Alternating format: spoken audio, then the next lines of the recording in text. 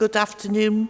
I'd like to welcome everybody to today's meeting of the Health and Adult Scrutiny panel. My name is Jo Lawson and I am the chair. Could we have a round of introductions from the panel plus our visitors? Thank you, Chair.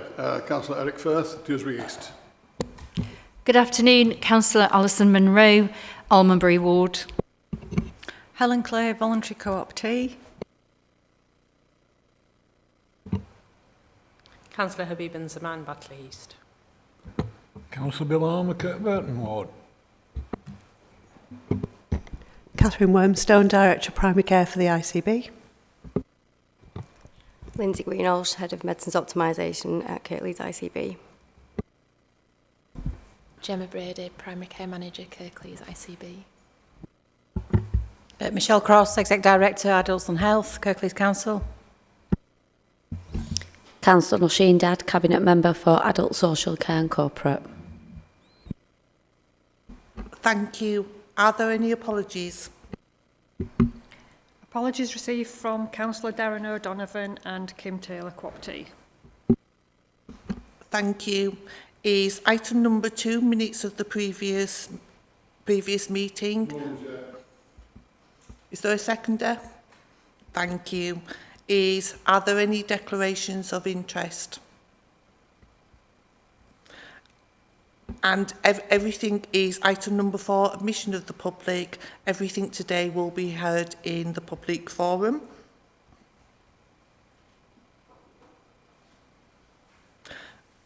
And there's no deputations or public questions? None received, Chair. I'll move on then to item number 7, which is the patient transport from home to hospital.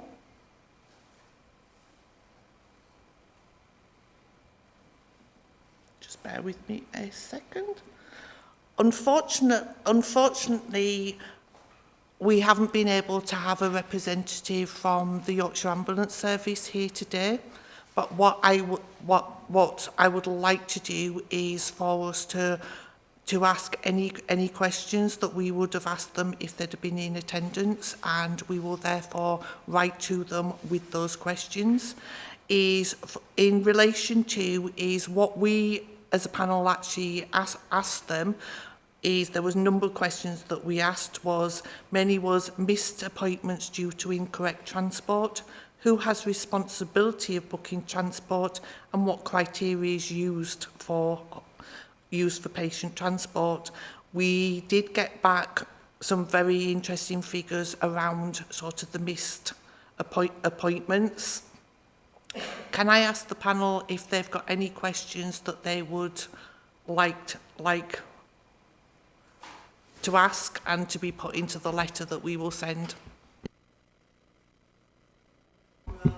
Thank you, Chair.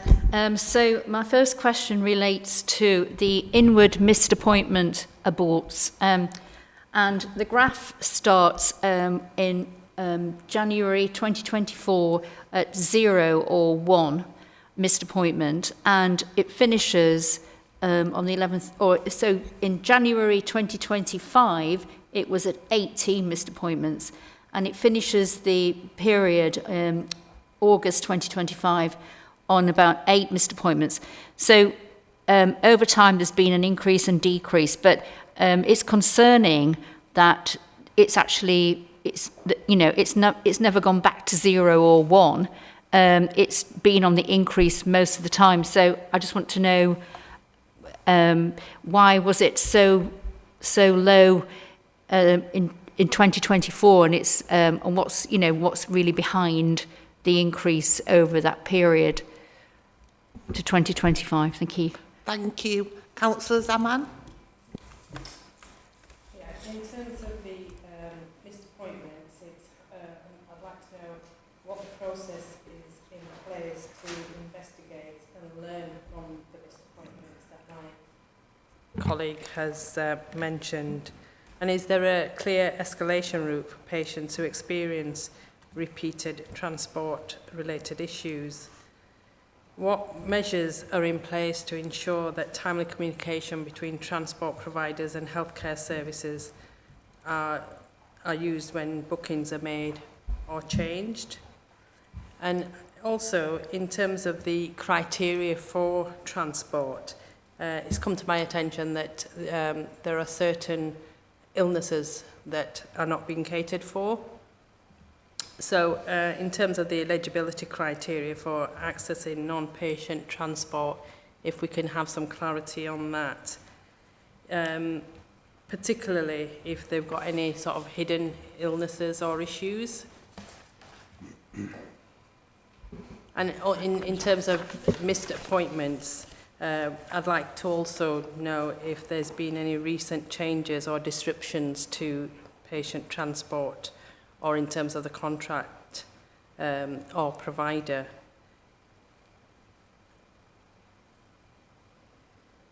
Thank you.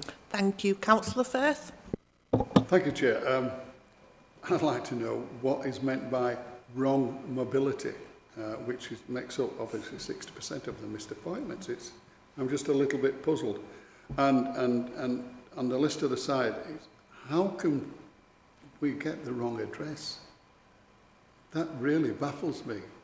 So I'd like an explanation of that, if at all possible. Thank you. Councillor Armour?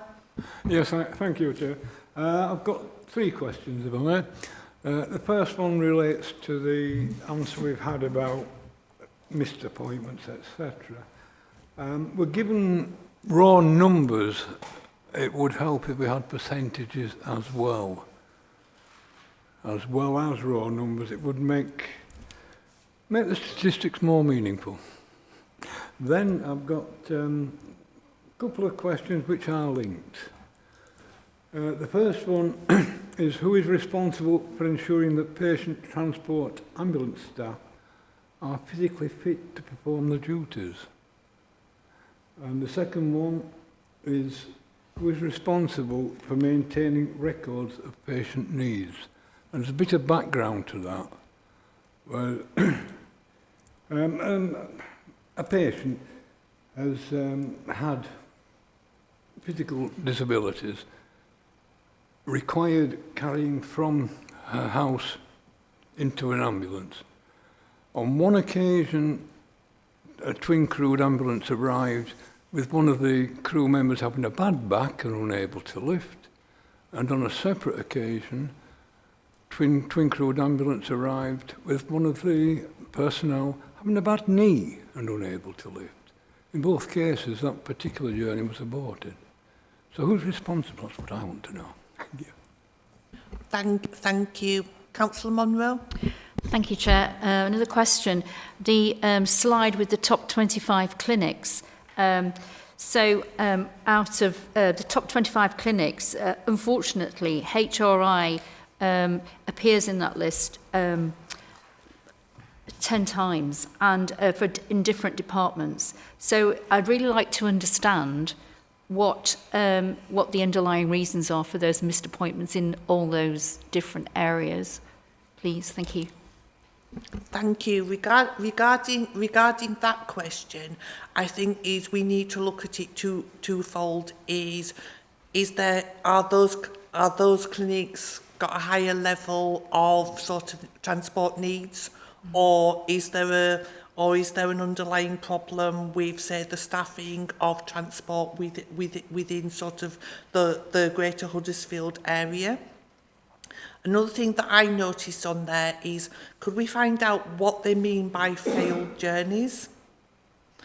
And I don't feel that the first 2 questions that we asked have obviously been answered in the report that was actually given, and that would be again to ask who is responsible for booking the transport at an initial appointment, then subsequent appointments, and what criteria is used for eligibility for transport.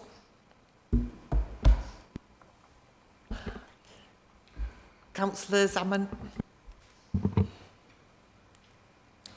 Thank you. In terms of inequalities, are there any known inequalities in access to patient transport, for example, for people with disabilities, or those in rural areas, or those who do not speak English? And what steps are being taken to ensure the service is inclusive, accessible and person-centred? Are there any patients in deprived areas that are disproportionately affected by missed appointments or missed journeys? Thank you.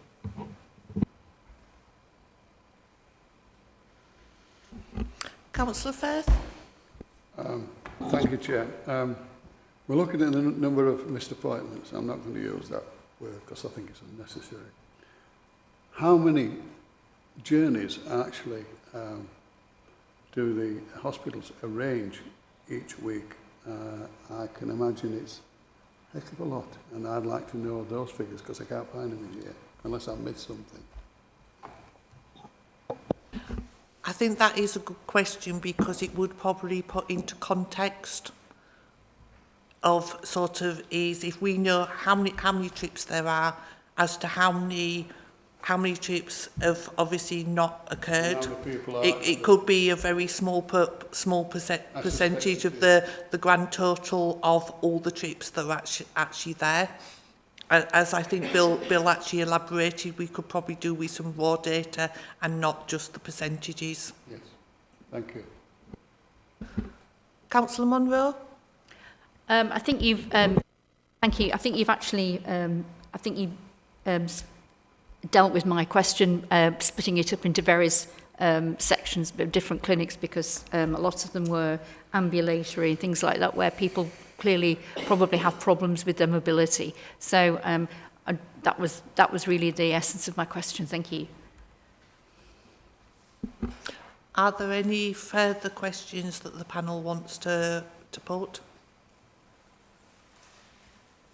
Thank you. So we'll ask Nicola to write to the Yorkshire Ambulance Service with our questions, which we will then share with panel members. The answers will also be put onto the website as well.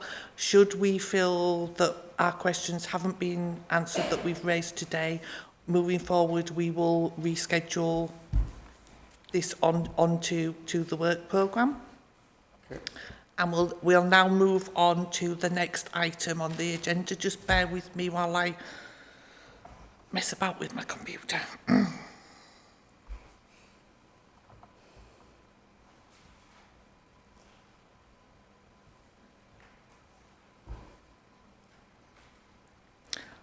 So we'll move on now to item 8, which is access to GPs.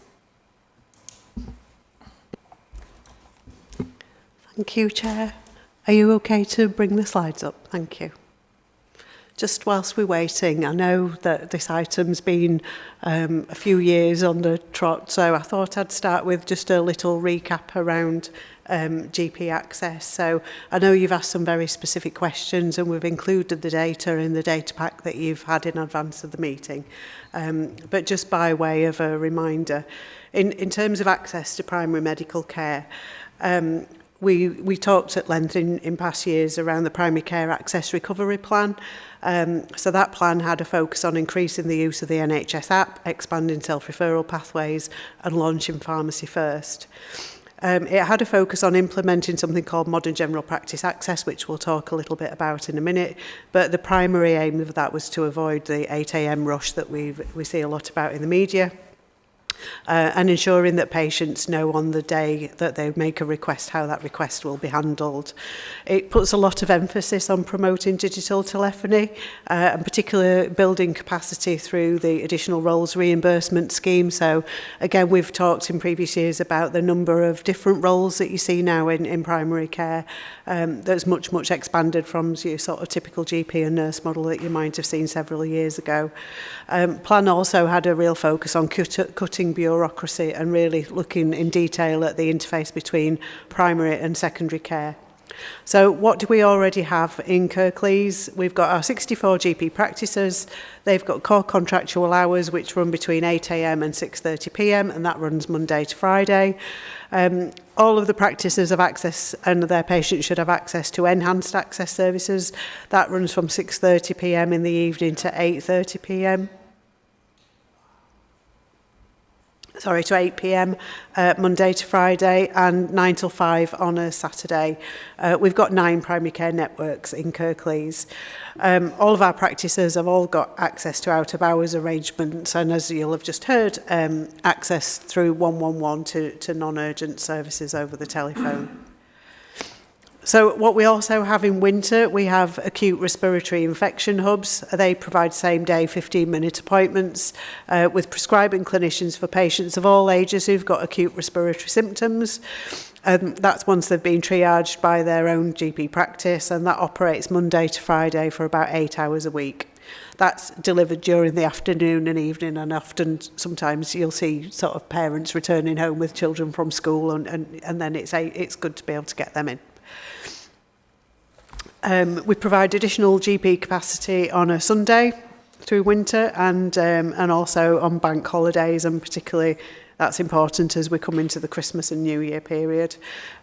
We provide COVID and flu vaccinations, and we again just starting in October, putting real emphasis on those to keep people well through winter.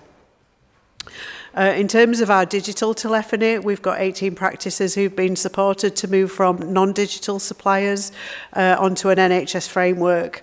And that enables a much better response for patients when they're making those telephone calls to their GP practice. Hopefully avoids people sitting in really long queues, and often now gives callback functionality and call queuing facilities, as well as improved data reporting and giving real-time feedback to those GP practices so they can see how many calls have been dropped or how many people have been kept waiting and how long for. So that's a much better system than, again, we've had in the past. And we continue to see a steady increase in the use of the NHS app. So practices continue to support patients to sign up to that and to use the NHS app. And as at the end of August, we've got 51 out of our 64 GP practices with at least 50% or more of its patients signed up to use the app, with 11 having over 65% registered.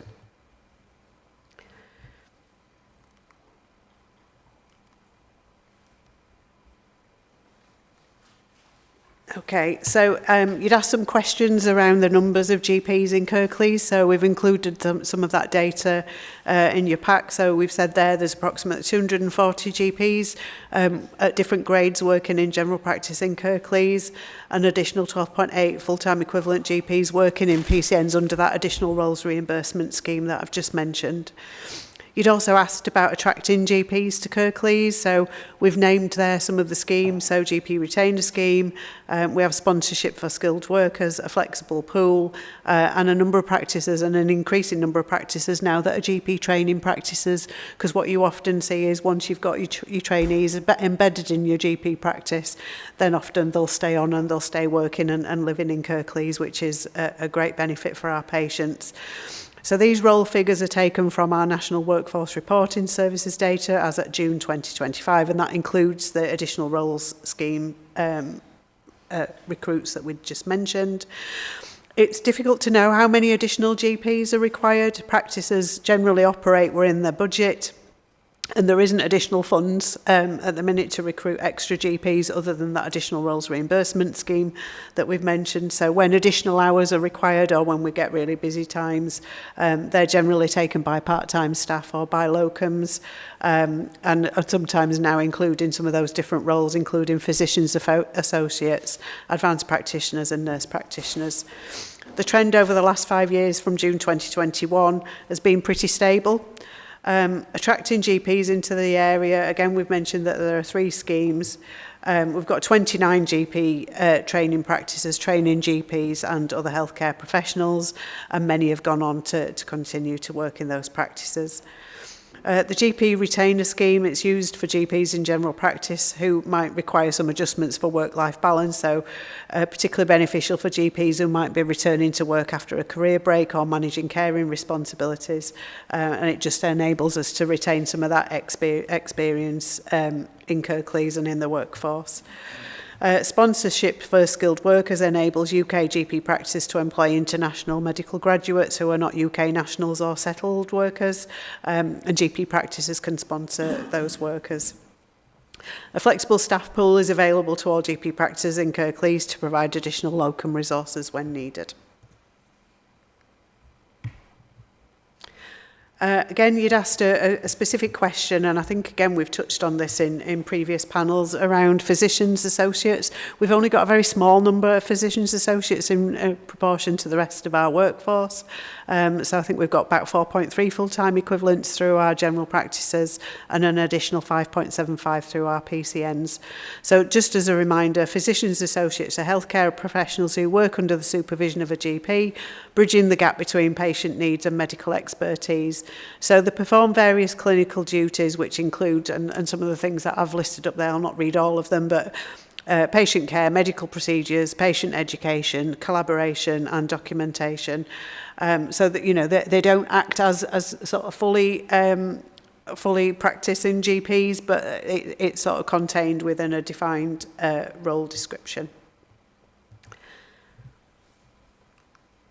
So the next one, moving on, you'd asked some questions around advanced nurse practitioners, and again we've given some details there about how many we've currently got in post, over 20 GP practices, and again we've got some employed by our primary care networks. So advanced nurse practitioners are able to prescribe any medicine for conditions within their competence, so again a bit like physicians associates, it's very defined. They can see patients with undiagnosed differentiated medical conditions, refer patients to secondary care, undertake appropriate home visits and sign fit notes. So again, designed to take some of the burden from our GPs. So method of access, we mentioned a little bit earlier on around modern general practice, and there's an expectation now that all patients should be able to access their GP practice in 3 ways, and that they should all be equal. So by telephone, in person or online, and it's interesting that we should be meeting today. You might have seen on the news today, because actually some of the contract changes have just taken effect. So from today, GP practices are expected to keep their online consultation tool open for the duration of core hours, so that's the 8 to 6:30 that we mentioned, for non-urgent appointment requests, medication queries and admin requests.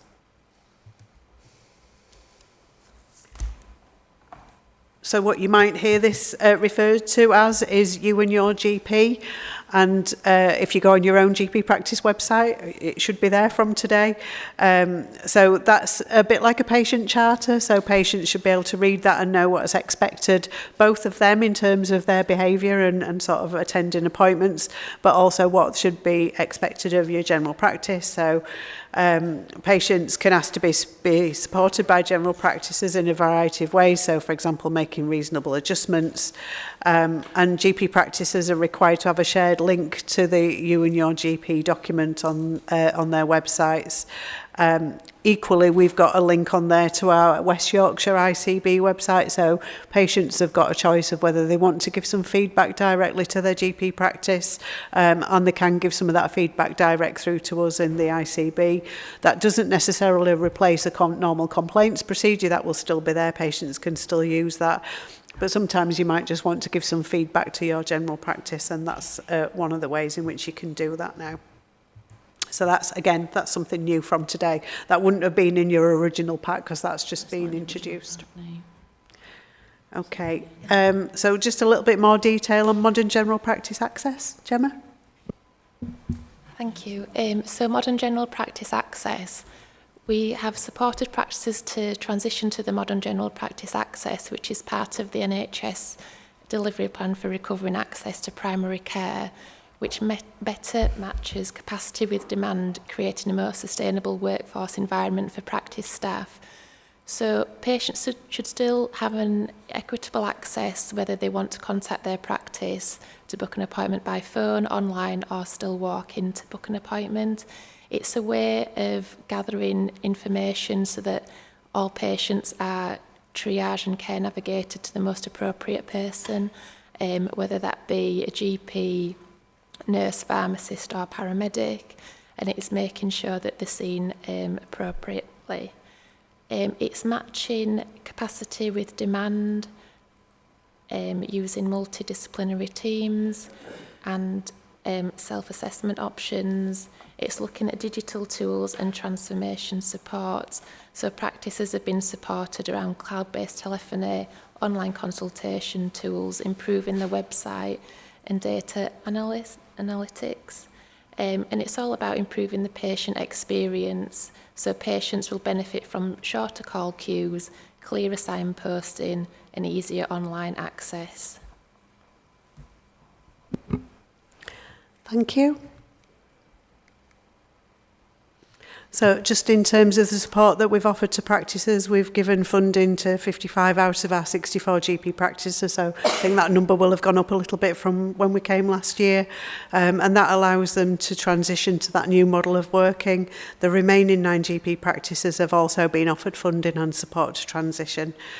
We also offer a practice level support programme, which is a really intensive 15-week course, and often practices report really good outcomes and improved teamwork and improved access for patients when they've completed that programme. And I think we've got 5 GP practices who are completing that this current year.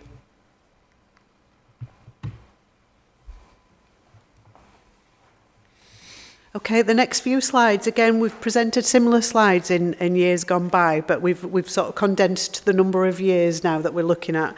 It was getting to be quite a busy slide, and I think what we really focused on, particularly after COVID, obviously there was a real dip in face-to-face appointments, and then as things have recovered, and we have seen a sort of continued growth in demand for appointments. We tend to do really well in Kirklees in terms of the overall number of appointments that we provide, and generally what you'll see from all of these slides, they'll follow a similar trend. So you'll see a little bit of a dip in August. Sometimes you see a real peak in October, and that's when I talked about the flu and COVID vaccinations that will just be starting. And again, a little bit of a dip in December. And that's generally down to the number of working days rather than sort of truly reflective of demand, because as we know, sort of December, January can be quite busy times in general practice. So what we've got here, we've got a slide in terms of the overall general practice appointments, the DNA rates, which again, you see that peak in October, that generally links into some of the flu vaccinations. We've given some of the data again in terms of how many of those appointments are being offered through telephone and video, and how many are being offered face-to-face. So, in this year, we're tracking with similar trends and at similar levels to the last couple of years. Looking at the number of appointments that are being offered same or next day, and again, in terms of the You and Your GP initiative that started today, we should start to measure some more of that patient feedback, really, about how many patients are actually able to make that appointment when they want to make it. There we've given data around how many patients are being offered and seen within the 14-day period. So again, not just responding to on-the-day demand, but being able to book slightly in advance. And then just some numbers there around sort of how many people are able to see GP appointments in comparison to the rest of West Yorkshire. So these are showing trends over the last year, so we've included 24 and 2025 figures. It's a huge number of appointments, again, when you look at it in comparison to the number of appointments that are delivered in secondary care, for example. You know, there's a huge amount of activity going on in primary care. So you can see in total the overall average of appointments is improving. The number of face-to-face appointments has dipped slightly over the last year or so. The same day appointments is pretty static. But in terms of how many patients are offered within 14 days and how many are able to see a GP that they want to see, that those two metrics are improving. Now, these slides probably take a little bit of interpreting, but again, we get an annual survey published every year, what patients are saying about their GP practice, and what tends to get reported and people look at, particularly in their patient participation groups, is how people rate their overall experience of their GP practice. And then there are lots of other metrics that sit underneath that. So, you know, how did they find sort of making contact by phone? How were they dealt with when they actually got to see a GP? But what this shows, again, we're ranked by primary care network. So you can see for the valleys, in 2024, 52 out of 52 PCNs, the valleys came the highest. They've maintained that position this year, so access for patients out in that bit of Kirklees is really, really good, and that's what their patients are saying about their practice.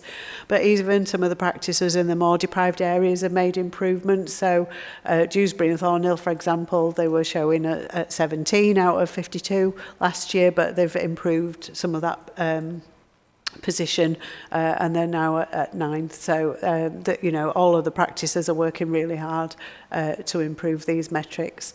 And again, so these are some of the other metrics around how easy is it to get through on the telephone, how easy or difficult is it to get in touch using the GP website, how easy is it to use the NHS app, and how did you feel of your experience when you've contacted your GP on this occasion. So again, you can see certainly in terms of the valleys are really, really high up in terms of the ratings across West Yorkshire. Okay, Lindsay, do you want to just run us through pharmacy first, please? Thank you. So Pharmacy First is a scheme that's been running for approximately about 18 months. And the idea behind this is that there are 7 clinical conditions, currently 7, with the potential to expand that nationally, for people to go to their pharmacy to receive prescription-only medication if it's clinically appropriate and patients meet the eligibility criteria that's laid out nationally. What this does mean is that then patients have got more access to these clinical conditions, which means they may not have to go to their GP if that's not convenient. Obviously, they still can do if they wish, but they can go into the pharmacy directly themselves. They can be referred through from the GP practice, so patients ring in reception, receptionists can refer in for that. Patients contacting NHS 111 can also be advised of this service, and any providers of emergency care would be able to direct patients to the community pharmacy if they wish to access that treatment. Alongside Pharmacy First, there are a couple of other schemes that are running nationally relating to community pharmacy that increase access for patients. So we do have things like the contraceptive service, which makes it much more accessible for people, and blood pressure service, so identifying patients who have high blood pressure that may not have been identified previously. Thank you. Thanks, Lindsay. You'd asked some questions just around data. So in terms of our overall population, we've got 462,000 patients registered in Kirklees. They're broken down by the 9 PCNs. So when PCNs were formed, they worked to a population of broadly sort of between 30 and 50,000 patients. So you can see the current registered numbers there on screen. We've given some data there around accessing 111. So that chart is based on calls taken in general practice during, through 111 in general practice core hours, so between 8 and 6:30. So on average between 5,000 and 6,000 calls taken during core hours per month. In the last 7 months, highest call months been May, fewer calls in June, but we're not necessarily able to see all of the reasons for why patients access 111 or whether it's related or not to whether patients could or couldn't get an appointment within their GP practice. And again, just in terms of the average call numbers per hour, so we've included some data there. It would equate roughly to around 22 calls per day during core hours if general practice related, that if we divided that by the sort of 64 practices, so you can see if it was an indicative number, it's not huge per GP practice. And I think that might be the last slide. Thank you for sharing those. I would just like to introduce as well Dr. Khalid Naeem. So he's one of our GPs in the north end of our patch, but also is the chair of our clinical and professional forum. So again, if you want some first-hand experience of some of these changes and how they feel on the ground, I'm sure he'll be able to help us. Thank you. Thank you. I'll open it up to questions. Councillor Armour. Yes, thank you, Madam Chair. First of all, if I may, just a comment, which is I do worry about the move to put more and more things online, because there are people who are not tech savvy, and I'm concerned that there's some may be getting left alone, usually older people, not necessarily always, So just a comment there. And just a question which relates to the physician associates in general practice slide. I don't know whether there's anything sinister here or not, but you skimmed over the bit about diagnosing illnesses, and that worries me. Because, sorry? Can you use your... Thank you. Physician associates have been working in different specialities across the secondary and primary care. Due to some concerns raised in the past about the safety of some of the diagnoses made and unforeseen outcomes of some of those. New guidelines have been issued. The Royal College of General Practitioners have issued a guideline that physician associates should not be operating independently. They should only be working under supervision of a GP, and whatever their clinics are, they need to be supervised by an experienced general practitioner. So that has increased, the safety element, and practices now have to make sure that they are not operating independently. They have to present their case to the general practitioner and give their opinion, and the general practitioner has to then approve or disapprove of their opinion and make further checks on that.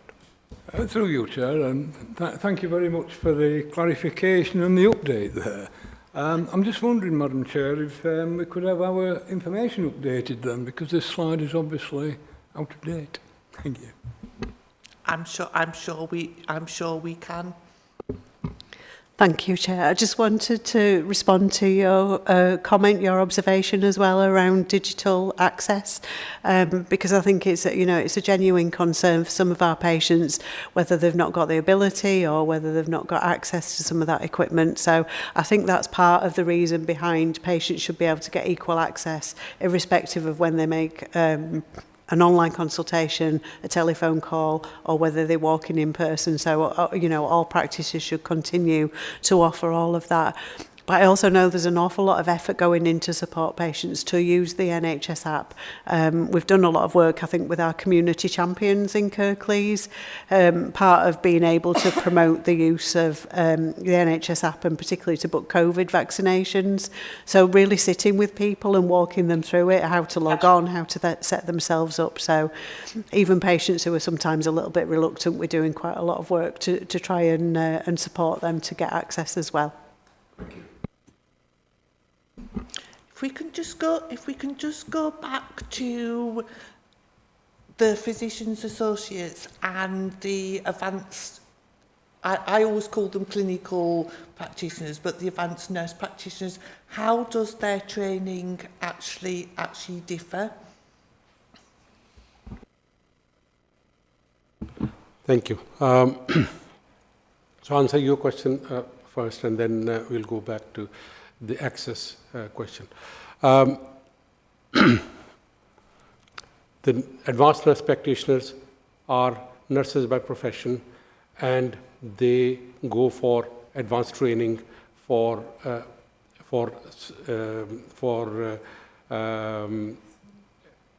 history taking, physical examination, and diagnosing and further management of the illnesses within their remit.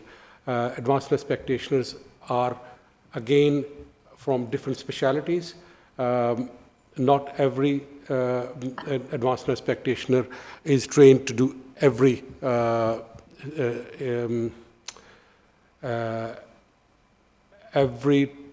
deal with every type of illnesses. So the ANPs, advanced nurse practitioners in gynecology, will be trained to deal with gynecological problems or do procedures in gynecology.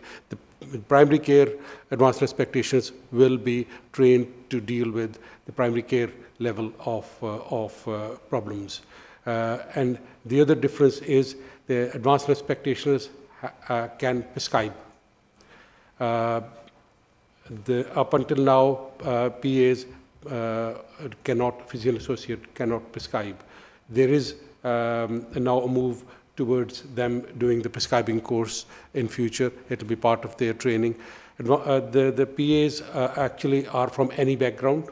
They are not always from healthcare background. They could be teachers, they could be police officers, they could be from another profession, and they can decide to do a physician associate course, 2 years course, and then they can then be appointed as physician associates. About access, your concerns are very valid. We see it day in, day out, and we have got a large population of elderly population.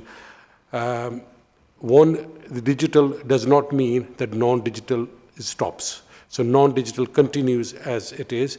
So walk-in and telephone are two ways to access, but digital is in addition to it. So that's one thing. Second thing is, we have noticed, and we are amazed at times when my elderly patients come in, and the amount of IT they deal with themselves, or they get one of their family members to deal it for them. So it's an additional resource which they can tap into, which makes their access to appointments, but also at the same time repeat prescriptions and some of the lab results and access to their records way easier. Thank you. Councillor Munro. Thank you very much, Chair. My first question is, how does the current number of GPs in Kirklees compare to other local authority areas of a similar population? How are those numbers stacking up? Thank you. I think probably most areas would say they would appreciate more GPs.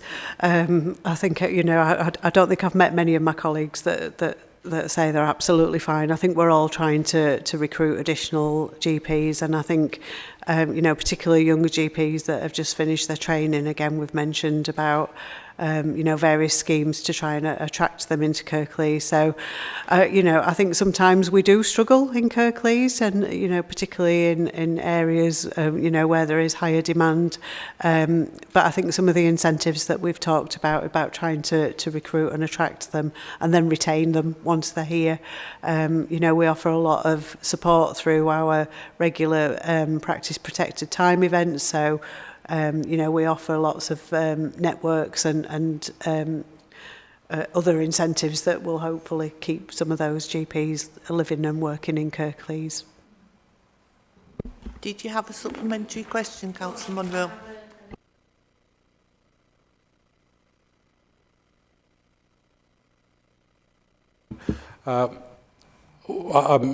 May I add something more on what Catherine has just said? More and more practices are becoming training practices in Kirklees, and by getting more trainees to come through system in Kirklees, I think it gives us higher chance of having more GPs after training staying in Kirklees and practicing here, settling down and practicing here. And think with more practices getting into training more GPs, I think we've got better chance, and we are, getting successful in getting more GPs staying. Thank you. Councillor Munro. Thank you. I just have a supplementary to that question, actually. So for GPs who actually decide to leave a practice for whatever reason, where are they going? Are they going abroad, or are they just doing something different, or just be interesting to understand why what they're doing after once they leave, sort of thing, to see how you can encourage them to actually remain in the job. Thank you. Interesting question. There is no set pattern.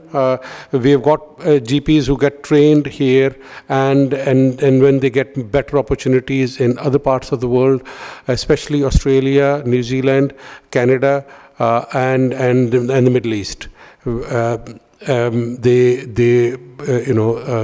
choose to move to those parts of the world. Some places they don't have to pay much tax, so they are attracted there. Some places they have got better lifestyle, and then they tend to move there. And in some places like Canada, I know of a few GPs who have moved to Canada. It's easier to practice in Canada than here. It's far more scrutiny in UK than Canada. So we have had a wide spectrum of people who move to those parts of the world, and very few GPs who are trained in Kirklees move out of Kirklees. And then that's where we are now concentrating to get more and more practices to start training so that we can retain more in Kirklees. Thank you. I've got two further questions, actually. My second question is, I've read that there's been a steady increase in patient lists per GP at practices nationally. So my second question is, so what is being done to ensure there are sufficient doctors at practices, particularly where they're working in deprived areas with ageing populations, because apparently that can impact on the number of to be able to manage complex needs of their patients. How is there anything being done to address that? And my final question is regarding National GP Patient Survey. I noted that in Kirklees, approximately 25% of patients responded to the survey. So how reliable is that information that those patients gave relating to overall experience? Thank you. Thank you. Just in terms of your first question, I think really that's where the additional roles reimbursement scheme has come into its own. I think when we first came to talk to you, there were 2 new roles in general practice. They were clinical pharmacists and social prescribing link workers. And I have to say, social prescribing link workers have gone from strength to strength. We've got a real team now of professionals who can, in that sort of non-clinical way, signpost and support patients, and they're often able to take much longer with patients than a usual 10-minute GP appointment. So I think we're up to about 17 different roles now that practices and primary care networks can choose to recruit from. So even though we would always like more GPs, there's a much, much bigger team of professionals now that can appropriately skill mix. So even though the patient numbers and the list size might be going up, there's a broader team of professionals that are sat behind them to help deal with that demand. And like I say, the social prescribing link workers particularly successful in signposting and navigating to, community groups and the things that might not be the sort of typically prescribed medical model of care for some of those patients. Just in terms of the GP patient survey, you're right. I think the Kirklees response rate is not that different really from other areas, both sort of, how we benchmark across West Yorkshire, but even nationally. So often we will have a question about, and I always have to pause before I say this, statistical significance of the results. However, it's the one long-running survey that we've had, year on year on year, and I think it's one part of a picture of the information that we use to look at, how are patients finding our general practices in Kirklees. Alongside that, we would look at number of complaints, we would look at compliments, so some of those links that now should be on general practice websites, we hope to see more of that positive feedback coming through, but we would use that source of information alongside lots of other information that we have about general practice to give us a really good feel about how patients are finding their GP practice. But in terms of our response rate, it's not hugely different to other areas in West Yorkshire. Councillor Firth. Thank you very much, Chair. I have a couple of comments and a couple of questions. The last slide you showed, about the 111, it's the lowest number of people using 111 is 8 o'clock in the morning.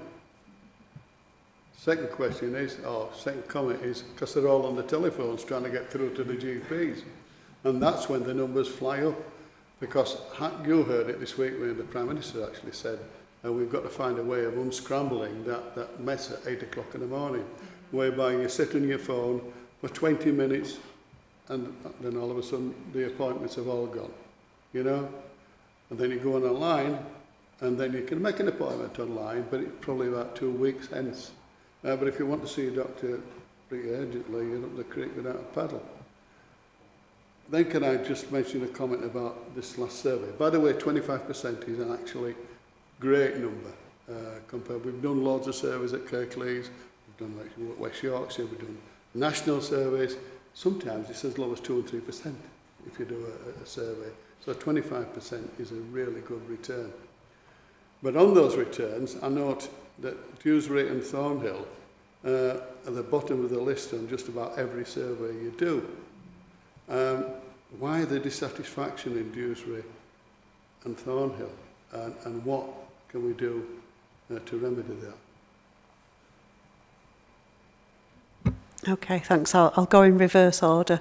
Because I think when I highlighted about those results, actually, Dewsbury and Thornhill have made significant improvement year on year. So even though they might be at the lower end of our list in Kirklees, but they're not across West Yorkshire.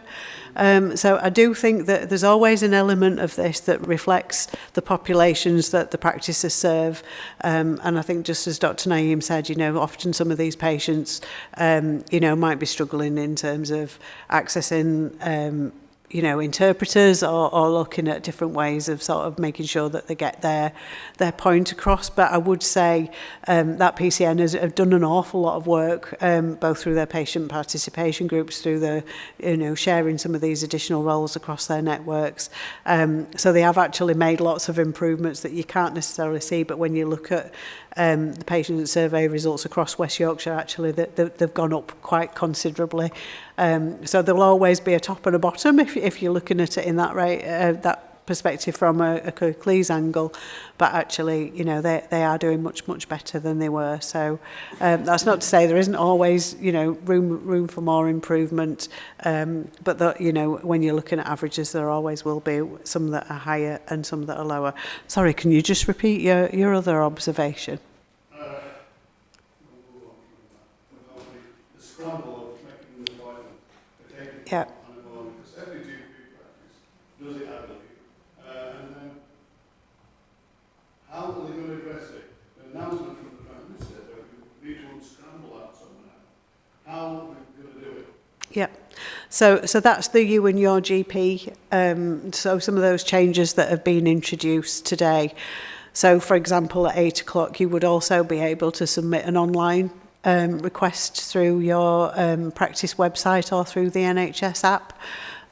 So it might not be that you just sat on the telephone waiting for an appointment, but sometimes, you know, and I'll use myself as an example, if I'm working, you know, I can put an email query into my practice and they've generally responded to that by lunchtime. So if it's, you know, something where you might want a sick note or you might want to just check something in terms of your record, there are lots of other avenues now for you to do that, which should mean that you're not clogging up the telephone. So it opens up other channels for people who are able to use them, hopefully leaving the, you know, the telephone option and the face-to-face option for people who really need that.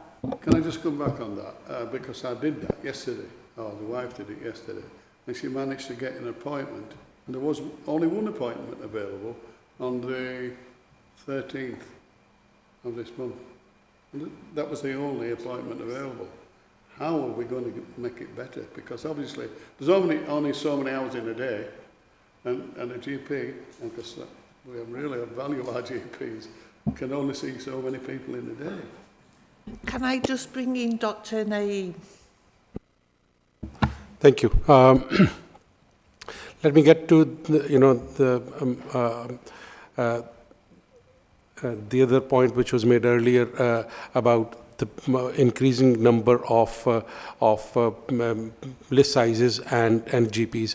GPs have increased over a period of time, then shown by the data, and I was looking through some of the data shared earlier in the week, that we used to have more than 2,000 patients to a GP, And yesterday when I was calculating, my maths is not that good, just excuse me for that, but I saw that it was about 1,700 to patients to a GP now in Kirklees. Though some practices, inner city practices, may have more, but some the rural practice may have less, but that's the average what I'm talking about. In good economies around Canada, they found that 1,500 patients to to a GP is a good number, though in very rich countries it could be 1,000 patients to a GP. But looking at our economy, looking at the resources we have got, I think we are not doing too bad. And I think progressing with ARRS and having so many different roles in the practice is definitely helping a lot. About access, obviously, with the new changes, with the practices having to offer whatever is available to their patients on the same telephone call is another change which has been implemented from 1st of October. So hopefully, having different access points, introducing more access points through will help our patients. Having more roles in the practices, it has helped and is going to keep on helping more. In our practice, through modern general practice, we have installed the new cloud-based telephony, and we have rearranged our teams, and we've got now a telephone team which attends just telephone calls from 8 o'clock in the morning till 11 o'clock in the morning, and they do not do anything else. Before it used to be that they would be scanning at the same time, dealing with some blood results at the same time, dealing with some of the hospital correspondence at the same time. But now that we have got dedicated team which can just do attend telephone calls, our telephone calls have significantly reduced because people don't have to call back again. Our telephone response time has reduced from 25 to 30 minutes to less than 10 minutes. Majority of them are within 7 minutes, and very few missed calls, very few having to call back again.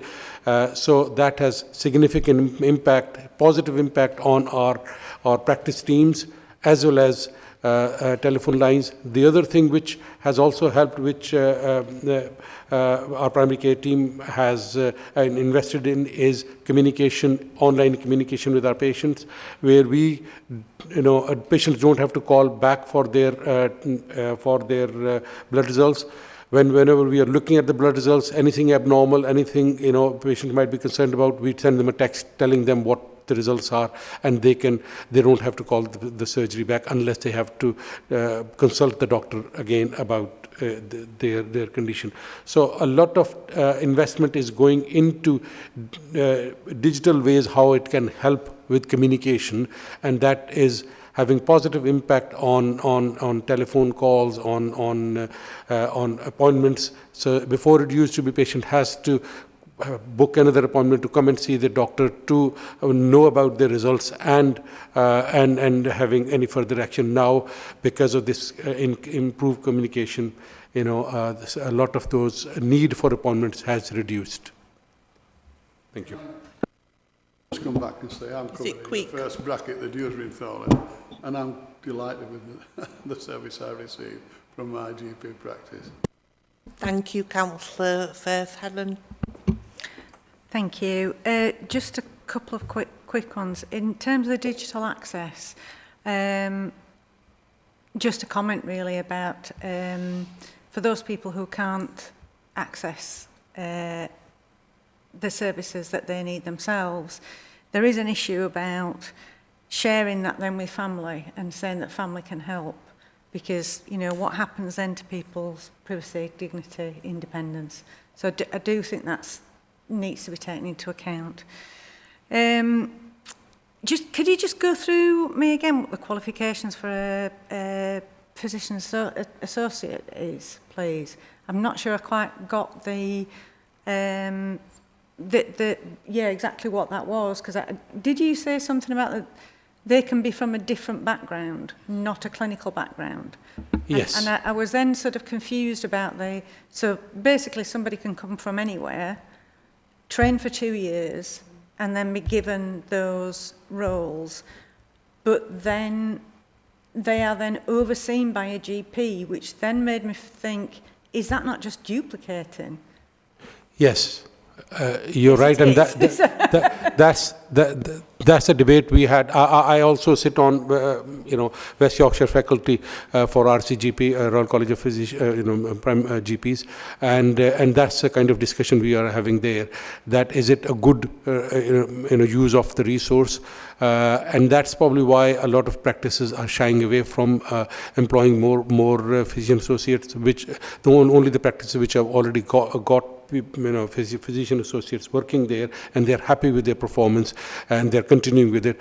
I'm not sure if more practices are now taking it on, because it increases the clinicians' work, because they have done their own clinic, then they have to look at the clinic the physician associate has seen, or in between in their patients they have to then sometimes go and see their patients, or physician associate has to come and discuss some of the things with and that creates a lot of additional work, which sometimes is not productive.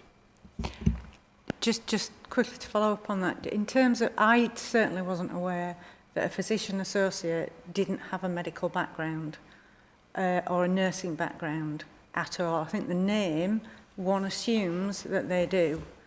And I'm not sure how many people are aware of that essentially you can come from any background, do a 2-year course, which is less than for a nurse, and you are receiving patients who don't know whether you're a doctor or not, and clearly you're not. I find that very concerning. If I can just answer that, if you look at the actual number of physician associates in primary care, it is a very small number. As you compare it to the advanced nurse practitioners and how robust their actual courses, I know within ophthalmology the master's course was actually 3 years for the 2 advanced clinical practitioners that CHFT employ. It is a very small number, and as Doctors rightly says, there is going to be that duplication of you're going to have to go and check. It's going to be like working with a permanent trainee that you can't say actually you're competent.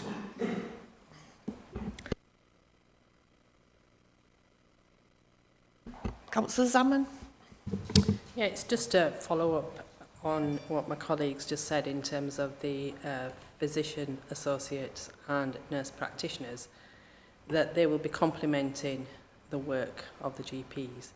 How are we going to ensure that we're not actually replacing GPs? Because it's obviously a cheaper way of doing the work of a GP, and in terms of the number of patients that may well see, I mean, again, we don't know which surgeries do have them and which don't.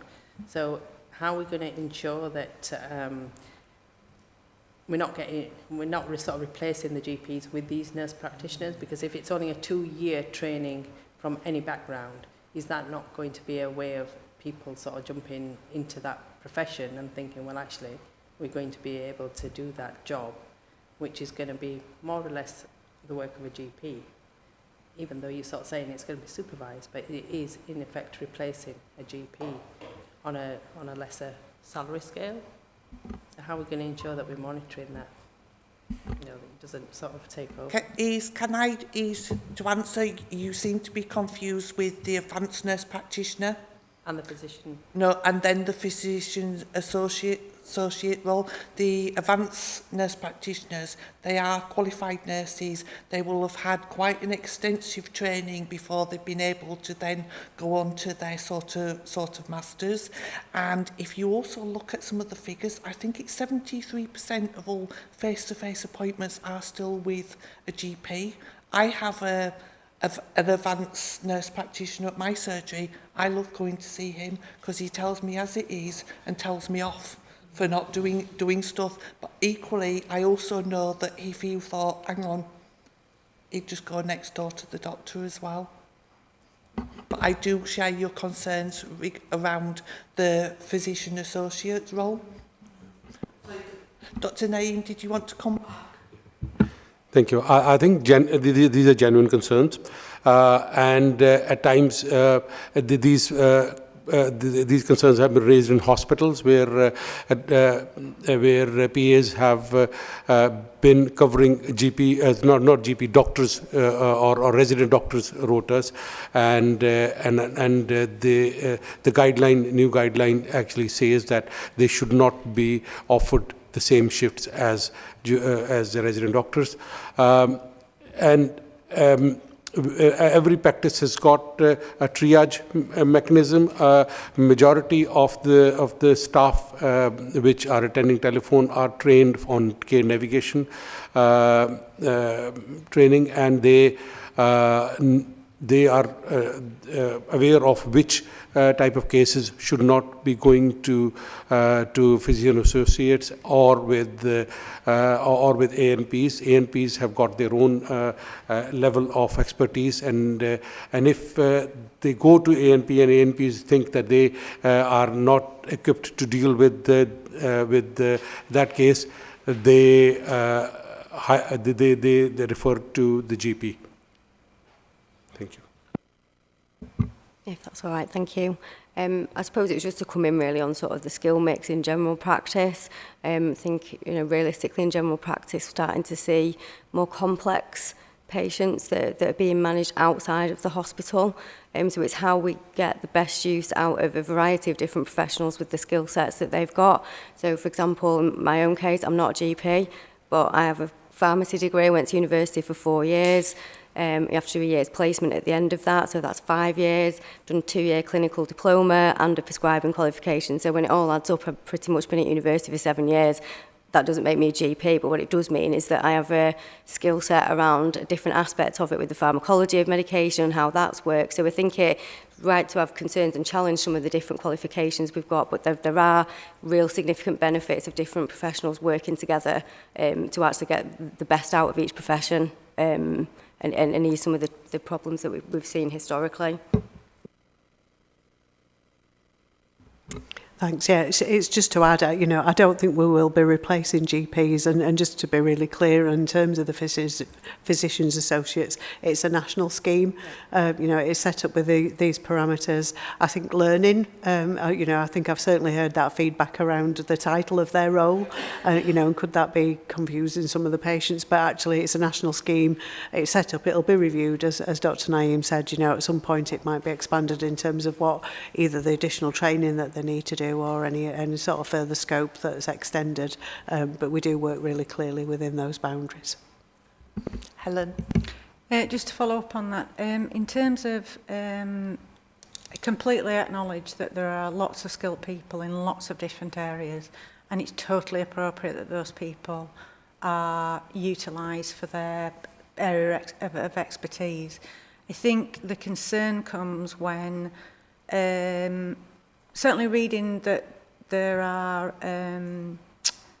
nurse practitioners who are seeing people with an undiagnosed condition. That kind of sounds a bit alarming to me. I can completely see if someone's diagnosed and they need help with their condition and it's a little bit more involved, etc. Completely agree that is more appropriate, or would seem to me more appropriate as a non-expert. I just wondered, and not to kind of say that build another layer on top, but I would be interested if there was any information to say where those two non-GP roles are concerned, how many of those patients seen result in not seeing a GP afterwards, or do result in seeing a GP afterwards, or that their diagnosis has been delayed or that it's been advanced. I don't know if there's any work going into that, but that would be interesting, I think. I think we'd have to take that away and see whether that's something that we can pull out of our data sources. I know that, you know, at practice level, they will certainly do some of that, and, you know, as a review of anybody's sort of annual appraisal and you know, sort of checking how they're performing, I'm sure there'll be some element of that that's picked up, but otherwise, you know, we do look across the data sources we've got if there are trends in admissions or, you know, trends from one particular practice. So we do pick up some of those things as well, and we would follow up with some of our practices if we thought there was something that was, you know, showing an anomaly or variation that needed explanation. But I'm not sure at our level we've got drilled down to that level that you've just described. Yeah. Dr. Naeem, did you want to come back? Yeah, just on that point, I don't think that Catherine could answer that because, you know, it's a very much practice level information.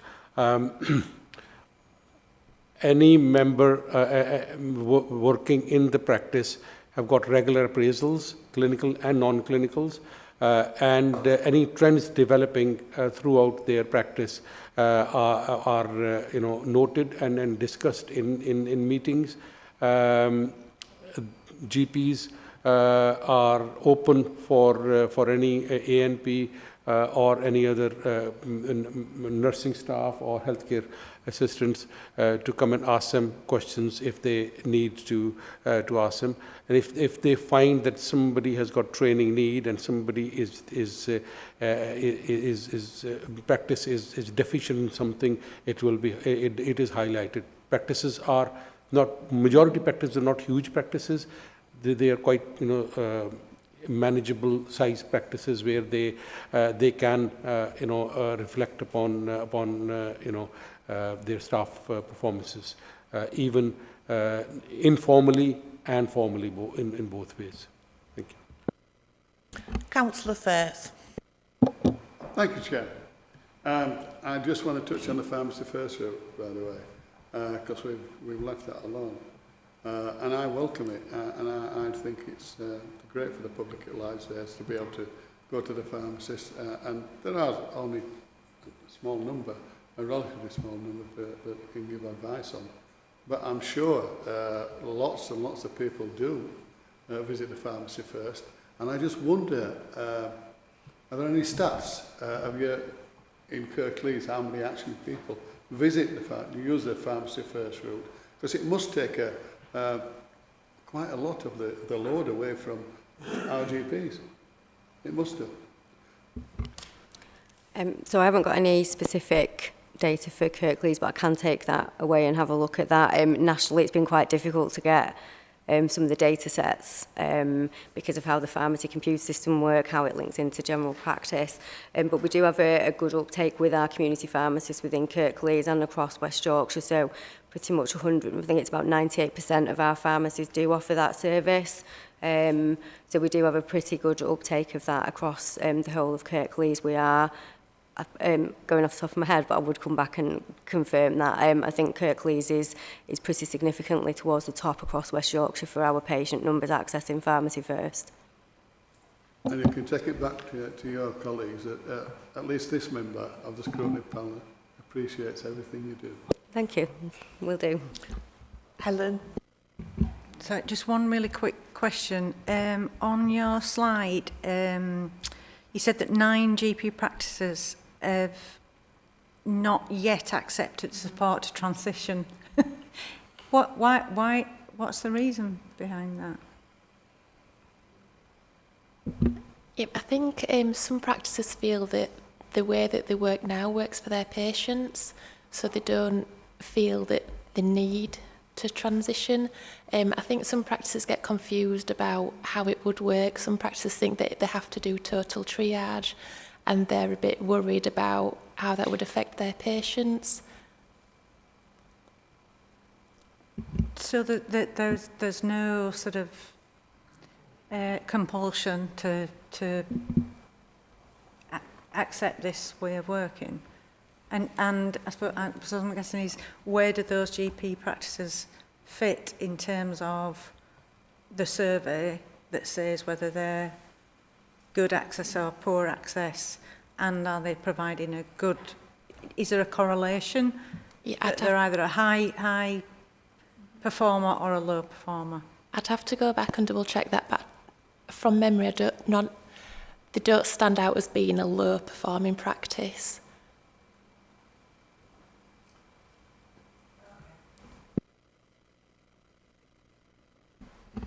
Thank you, Councillor Monroe. Thank you. I was just going to come back, thank you, Chair, on the pharmacy first model, because a lot of pharmacies are closing up and down the country. So I wondered how those closures were impacting this service, and if you've got any, how are you measuring outcomes, basically? Thank you. So the outcomes with regards to Pharmacy First are actually overseen by a central team in West Yorkshire. They analyse all the data and we have regular meetings around that.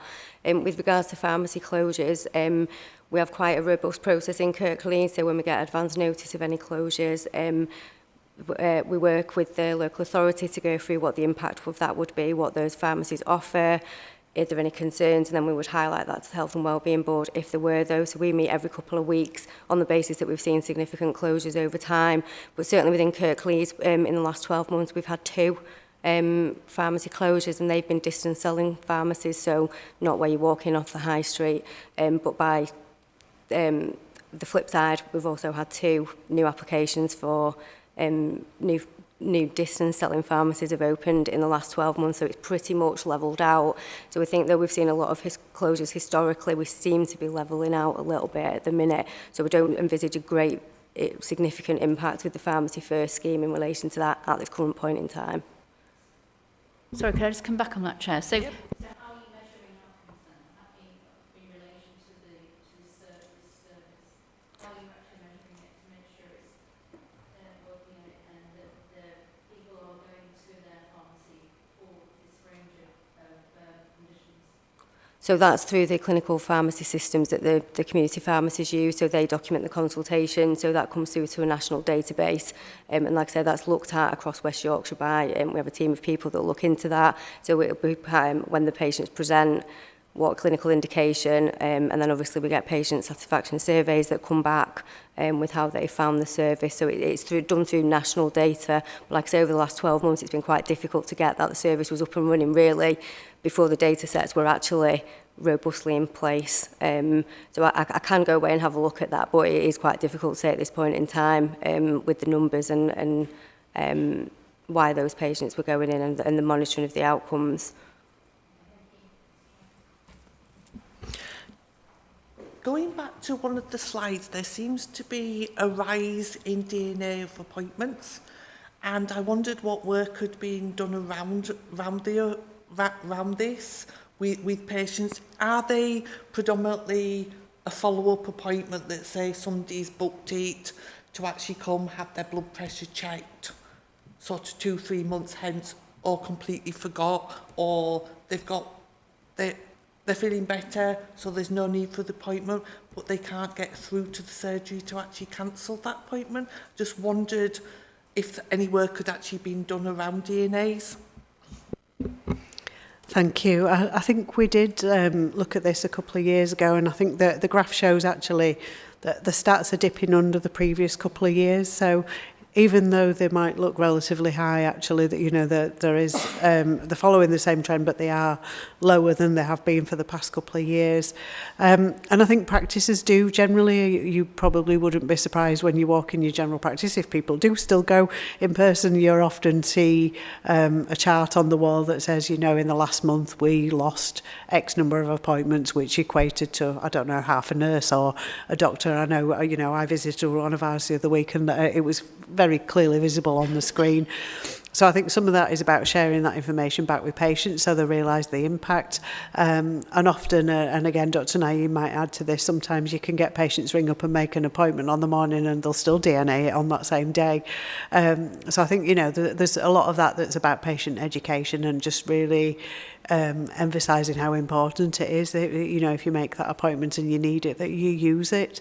I think, you know, there always will be some circumstances that crop up that mean, you know, that patients don't attend, but generally practices would review that data every month and report that back to patients, and then often some of the digital, the text reminders now that you will often get. I know if I've got a longer appointment booked at my GP practice, I get a reminder the day before as well as on the day.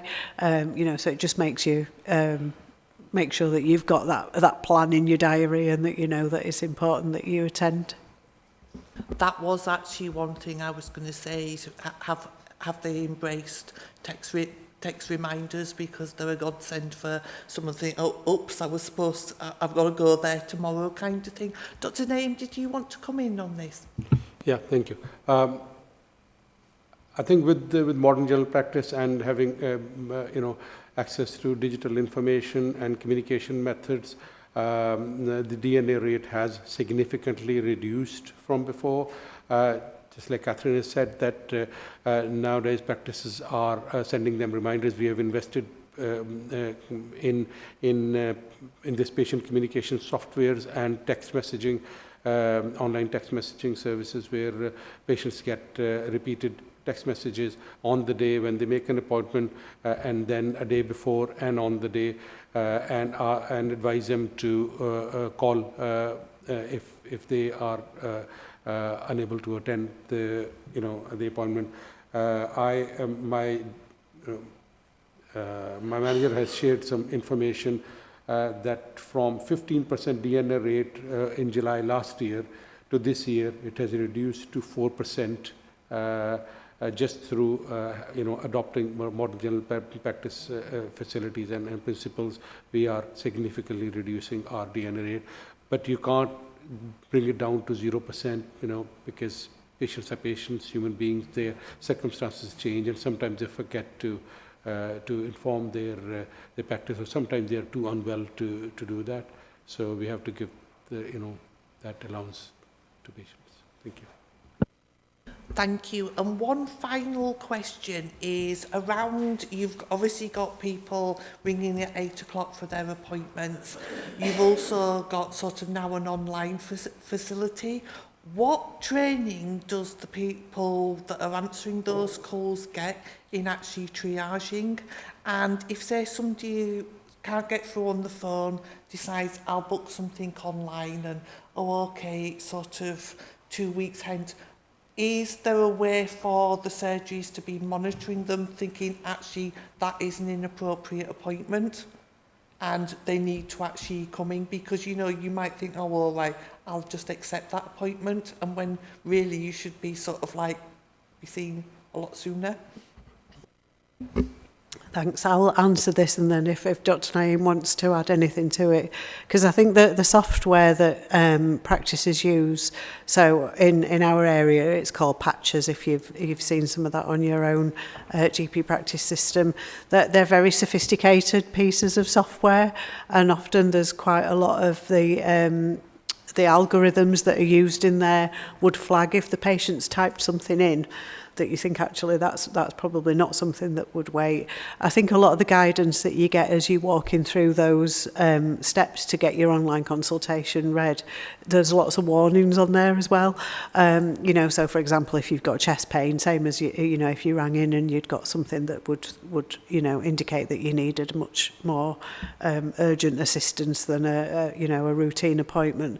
So actually there's a lot of that's built into the system, but I think again, quite a lot of the practices have got that sort of triage mechanism now, where they've got GPs looking at that, and they're monitoring it, and some of it has been quite new, and it's been learning for practices to adapt to this, and certainly the volume of the consultations that are going through now online can be a challenge for the workforce, because the workforce is still the same. So, all of that adjustment that we've talked about in terms of modern general practice access, it's for the practices to constantly review how they've got their triage working, how they've got their skill mix set up, and make sure it's the most appropriate role to see, the patient for the right thing.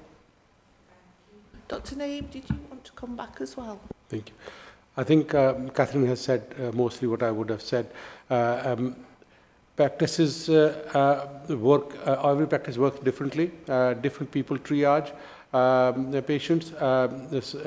Majority of time it's non-clinical admin staff which have been trained on care navigation system that they triage. But in some practices, the on-call GP triages. In some practices, it's a paramedic triage, do the triage. And in some practices, the physician associates are suitable for that type of triage work. The online consultation, as Catherine has said, is a very sophisticated piece of software where certain questions are asked in an algorithm. One patient clicks one and goes on to the next one and the next one, and then at the end it gives an artificially generated opinion, and it's been then communicated to the practice, and the practice then assigns one of the trained person to deal with the online consultations, and then they can make appointments with the appropriate specialty, for example, physiotherapist or pharmacist or a mental health worker or social prescriber or an ANP, or they can say that it can go on to pharmacy first, I think, because there are 7 conditions which pharmacies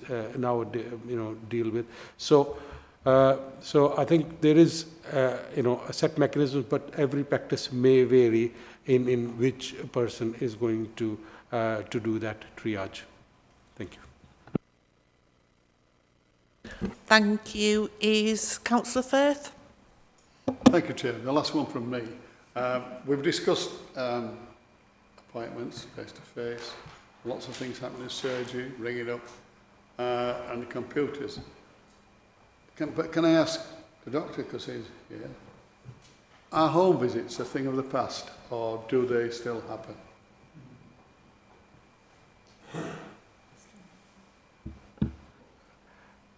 Home visits still happen. They're not necessarily always done by doctors these days. In a lot of PCNs nowadays, they are employing either an ANP or a paramedic to go and visit the patient, and they come back and they discuss with the doctor and decide what management would be suitable for that patient.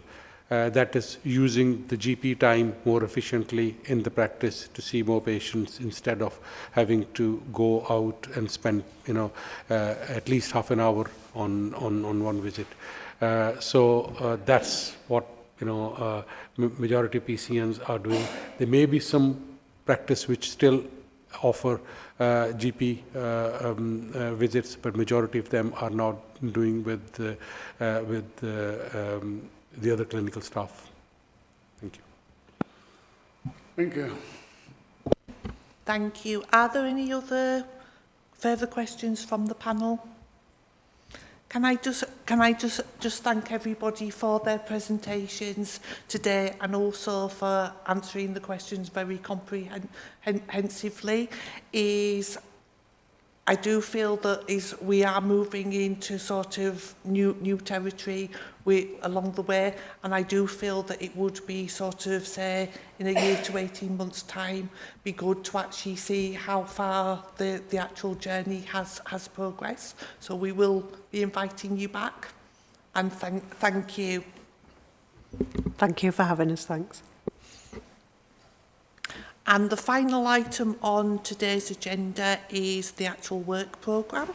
Our next meeting will be at the beginning of December, where we will be looking at the 0 to 19-year-old commissioning of care, and if it's finally been published, the CQC report for Kirklees. And if there's no other business, I'll close the meeting.